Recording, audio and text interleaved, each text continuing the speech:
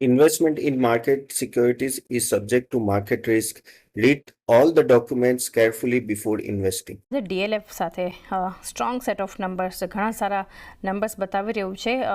એક net પ્રોફિટના front પર જુઓ તો એક સુધાર છે, આવક ખાસી વધી છે, એબિટા તો લગભગ 60% જેટલા વધતા આપણને જોઈ રહ્યા છે. માર્જિન્સ એક ડિક્લાઇન બતાવી રહ્યા છે. બાકી નંબર્સ જે છે DLF આપણને સારા બતાવી રહ્યું છે. કઈ રીતે આપનો એક વ્યૂ રહેશે અહીંયાથી? નંબર્સ કઈ રીતે જોયા તમે? ચાની આપણને યાદ હોય તો મેં આગળના સત્રમાં પણ કેટલી વાર કીધું કે ડીએલએફ મારું હંમેશા એક ટોપિક રહ્યું છે રિયલ એસ્ટેટમાં. કેમ કે તમે જો પ્રી ઓર્ડર બુકિંગ જ જબરજસ્ત રહ્યા છે. હમણાં લાસ્ટ જે એમને મુંબઈમાં જે લોન્ચ કર્યું એ પણ આઈ થિંક 2300 કરોડનું તરત જ એક વીકમાં સેલ થઈ ગયું. પછી પ્રીવાના પણ એમાં પણ આઈ થિંક બહુ મોટું આઈ થિંક 10,000 કરોડનું આઈ થિંક પ્રી સેલિંગ છે. ઓલરેડી એ લોકોએ આ ગયા ક્વાર્ટરમાં ઓલમોસ્ટ 25,000 કરોડનું પ્રી સેલિંગ કર્યું અને હજી પણ ઓર્ડર બુક જે આગળના પ્રોજેક્ટ છે ઓલમોસ્ટ 50,000 કરોડથી વધારેના છે. તો આ બધું દેખાય છે કે સ્ટ્રોંગ ઓર્ડર બુક છે. હા, માર્જિનમાં એક ઘટાડો છે જે હું એગ્રી કરું છું કે આગળ થઈને એ લોકો એના પર કામ કરશે. પણ જે રીતે એ લોકોનું જે બીજું જે છે DCCDL જ્યાં રેન્ટલ પ્રોપર્ટી આપે ત્યાં પણ રેન્ટલમાં થોડું ઇન્ક્રીમેન્ટલ થયું છે. તો ઓફિસ લીઝિંગમાં ખાસી રિકવરી આવી છે અને પ્રીમિયમ હાઉસિંગમાં DLF કે લોઢાન એ બધા છે કે જેની ડિમાન્ડ હંમેશા રહી છે, ખાલી નામથી વેચાઈ રહ્યા છે. તો આગળ જઈને પણ આઈ થિંક 10-12% CAGR રહેશે આમાં. અને રિઝલ્ટ સારા છે. ઓવરઓલ તમે જો તો સારા જ રિઝલ્ટ છે. માર્જિનમાં થોડું કામ કરશે અને જે મેનેજમેન્ટ બોલી પણ રહ્યું છે એ કહે છે કે માર્જિન થોડા 2027 સુધીમાં સ્ટેબિલાઇઝ થશે. પણ જો અગર રેવન્યુ આવતું રહેશે તો વાંધો નહીં આવે. એટલે મારા હિસાબથી DLF હજી પણ ટોપ પિક છે. આઈ થિંક આ લેવલે કે આ નીચેના લેવલે પણ જો માર્કેટનું દબાણ અને નીચે આવે તો આ stock I think long term માટે આપણે ઇન્વેસ્ટ કરી શકાય છે રોકાણકારોથી. લોંગ ટર્મ માટે કરો.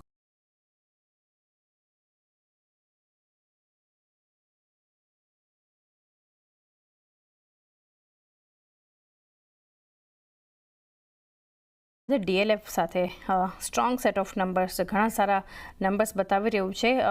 એક નેટ પ્રોફિટના ફ્રન્ટ પર જુઓ તો એક સુધાર છે, આવક ખાસી વધી છે, એબિટા તો લગભગ 60% જેટલા વધતા આપણને જોઈ રહ્યા છે. માર્જિન્સ એક ડિક્લાઇન બતાવી રહ્યા છે. બાકી નંબર્સ જે છે DLF આપણને સારા બતાવી રહ્યું છે. કઈ રીતે આપનો એક વ્યૂ રહેશે અહીંયાથી? નંબર્સ કઈ રીતે જોયા તમે?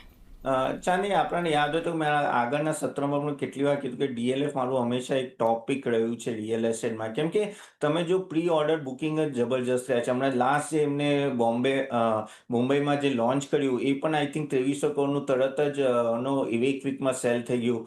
પછી પ્રીવાના પણ એમાં પણ આઈ થિંક બહુ મોટું આઈ થિંક 10,000 કરોડનું આઈ થિંક પ્રી સેલિંગ છે. ઓલરેડી એ લોકોએ આ ગયા ક્વાર્ટરમાં ઓલમોસ્ટ 25,000 કરોડનું પ્રી સેલિંગ કર્યું અને હજી પણ ઓર્ડર બુક જે આગળના પ્રોજેક્ટ છે ઓલમોસ્ટ 50,000 કરોડથી વધારેના છે. તો આ બધું દેખાય છે કે સ્ટ્રોંગ ઓર્ડર બુક છે. હા, માર્જિનમાં એક ઘટાડો છે જે હું એગ્રી કરું છું કે આગળ થઈને એ લોકો એના પર કામ કરશે. પણ જે રીતે એ લોકોનું જે બીજું જે છે DCCDL જ્યાં રેન્ટલ પ્રોપર્ટી આપે ત્યાં પણ રેન્ટલમાં થોડું ઇન્ક્રીમેન્ટલ થયું છે.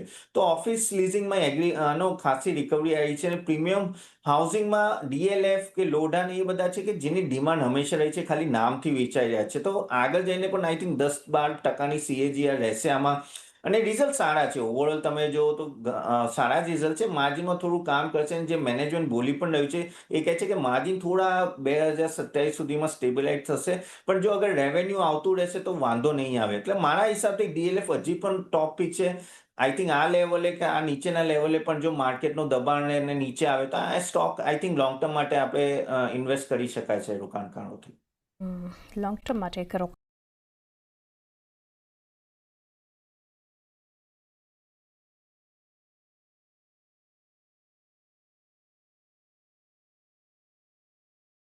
અત્યારે 0.5% આસપાસની ખરીદારી એશિયન પેઇન્ટ્સમાં આપણને જોવા મળી છે. કઈ રીતે સલાહ આપશો આપ? એશિયન પેઇન્ટ્સનો તમે જો તો માર્જિન પર ઘણો પ્રેશર આવી રહ્યો છે. તમે અગર છેલ્લા અમુક ક્વાર્ટરમાં જો તો 15-20% અગર તમે બધી પેઇન્ટ ઇન્ડસ્ટ્રીના માર્જિન ડાઉન થઈ ગયા છે. જે ગાઈડન્સ પણ આપ્યું એ તમે જો તો વોલ્યુમ ગ્રોથ ઓલમોસ્ટ 3-4%નું એક્સપેક્ટ કરી રહ્યા છે એશિયન પેઇન્ટ્સ આગળ જઈને. માર્જિન રિકવરી થોડી પણ પ્રાઇઝિંગથી આવશે એવું લાગતું નથી. કેમ કે જે રીતે તમે JSW પેઇન્ટ જો અને જે રીતે બિરલા ઓપોસ જો ને એ લોકોનું જબરજસ્ત પ્રાઇઝિંગ છે. બહુ જ ડિસ્કાઉન્ટ ડિસ્કાઉન્ટિંગમાં ચાલી રહ્યું છે અને એ લોકો કમ્પ્લીટલી માર્કેટ શેર પાછળ ભાગી રહ્યા છે. અને આ બે કંપનીઓ છે, JSW અને બિરલા ગ્રુપ, ઘણી સોલિડ કંપની છે, આપણને પણ ખબર છે. અને જ્યારે પેન્ટ ઇન્ડસ્ટ્રીમાં આવ્યા ત્યારે એ લોકોએ ક્લિયર કટ કહ્યું કે અમારે માર્કેટ શેર પર જ ફોકસ કર્યું. તો માર્કેટ શેર પર જ્યારે પણ કોઈ સેક્ટર આવી જાય એના પર ફોકસ, તમારે સમજી લેવાનું કે એમાં ડિસ્કાઉન્ટિંગ જબરજસ્ત થશે અને એના લીધે margin overall across the paint કંપનીઝના ઓછા થશે, જે આપણે જોયા છે. અને એના લીધે શું થશે કે નો ડાઉટ આ લોકોનું વોલ્યુમ પણ જો સિંગલ ડિજિટમાં ગ્રોથ થાય, પણ માર્જિન પ્રોફિટેબિલિટીમાં તમે એટલો ગ્રોથ જોવા મળશે. અને આ બધામાં શું થાય કે પી ડી રેટિંગ થાય. તો મને એવું લાગે છે કે એશિયન પેઇન્ટ્સ ઓફકોર્સ સ્ટોક ઘણો 2021 સુધી ગયો હતો અને ત્યાંથી સારું એવું બાઉન્સ બેક આવ્યું છે, પણ તમે as a long term investor વિચારો તો મને એ પહેલા જેવી તેજી દેખાતી નથી. અને દરેક લેવલે તમારે જોતા રહેવું પડશે કે માર્જિન પર પ્રેશર છે કે નહીં, અને ઘણું કોન્સોલિડેશન થશે આ સેક્ટરમાં, કેમ કે આ બધી મોટી મોટી કંપની હવે નાની કંપનીને એક્વાયર કરી રહી છે. તો અગર લોંગ ટર્મના પર્સપેક્ટિવ જો તો આઈ થિંક બીજા ઘણા બધા સારા સેક્ટર જ્યાં તમે નજર નાખી શકો છો, સિવાય કે આ સેક્ટર જ્યાં આટલી કોમ્પિટિશન. એટલે મારા હિસાબથી Asian paints from the long term angle 10-15% movement આવે, પણ લોંગ ટર્મમાં હું એટલો બુલિશ નથી.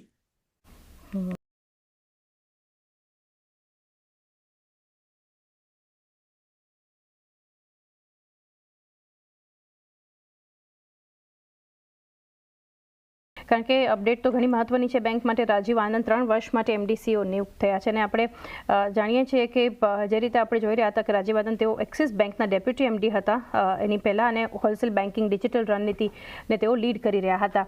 કઈ રીતે અપડેટ બેંક માટે તમે જોઈ રહ્યા છો અને શું એક ફોકસ હોવું જોઈએ?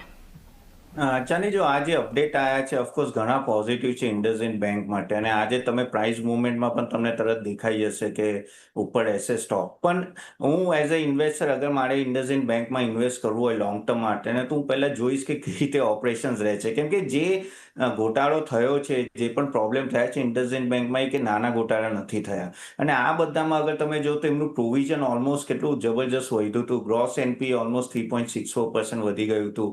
અને ઓવરઓલ જે ડિપોઝિટ જે ગ્રોથ છે રિટેલ ડિપોઝિટ, એ 6%ની આજુબાજુ ગ્રોથ છે. હવે એ કહે છે મેનેજમેન્ટ કે આગળ જઈને ડબલ ડિજિટ ગ્રોથ હશે, પણ જસ્ટ બીકોઝ MD ચેન્જ થયો છે તો એ મારા હિસાબથી એવું તરત પોઝિટિવ એટલે લોંગ ટર્મ માટે નથી થઈ જતું. કેમ કે at the end of the day એ રીતે પછી આગળ જઈને પ્રોફિટે વધવું જોઈએ. અને પ્લસ આ જે અકાઉન્ટિંગના જે પ્રોબ્લેમ થયા છે એ ક્લીન ચીટ થઈ જવા જોઈએ. કેમ કે એકવાર જો બેન્કિંગમાં મેનેજમેન્ટમાં આવા ઇશ્યુઝ આવી જાય ને આટલા પ્રોબ્લેમ આવી જાય, તો I think one has to be very very cautious.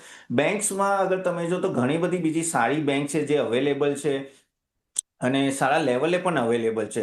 તો ત્યાં વધારે પ્રિફર કરીશ, ના કે હું અહીંયા બેટ લો. કેમ કે આજે જેવો સ્ટોક થશે ઉપર, તમે આઈ ડોન્ટ નો ઉપરના લેવલે સેલિંગ આવશે કે નહીં, તો મારા હિસાબથી હું 1-2 ક્વાર્ટર જોઈશ કે શું નવા MD કહે છે, શું આગળ જઈને એમનું વિઝન છે, કઈ રીતે આગળ વધવા માંગે, કઈ રીતે રિઝલ્ટ આવે છે, પછી જઈને ઇન્ડસઇન્ડ બેંકમાં ઇન્વેસ્ટ કરીશ.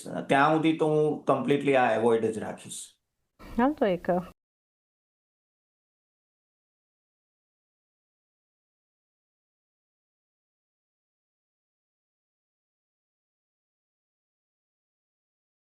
दोस्तों हमारा नेक्स्ट सेशन अटेंड कीजिए जहां हम लोग बताएंगे किस तरह से अच्छा पोर्टफोलियो बना सकते हैं आप equity, mutual fund, bonds, ETF, IPO में. तो एक डाइवर्सिफाइड पोर्टफोलियो जो आपको फाइनेंशियल गोल अचीव करने के लिए मदद करे. तो लिंक मैंने कमेंट बॉक्स में दिए, जरूर अटेंड कीजिएगा. और आप चाहते हो कि आपका पोर्टफोलियो अच्छा बने तो आप हमारे वेबसाइट को भी अटेंड कीजिए www.catapan.in, जहां हमने equity, bonds, mutual fund, ETF, IPO के बारे में किस तरह से हम लोग बाय और सेल रिकमेंडेशन देते हैं along with the research reports, weekly session और काफी सारे रिसर्च ऑन डेली और वीकली बेसिस आपको मिलते हैं. तो www.catapan.in भी जरूर अटेंड कीजिएगा.